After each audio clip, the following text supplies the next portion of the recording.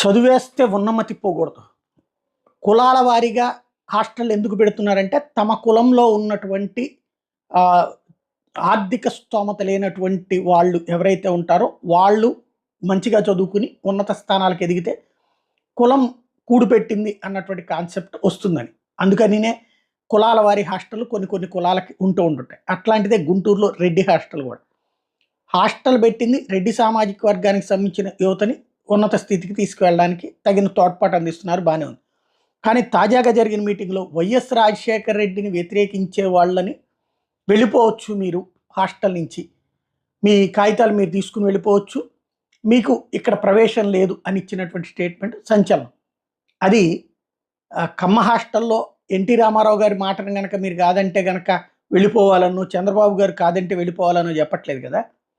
Reddy hostel, Reddy అంటే రాజశేఖర రెడ్డి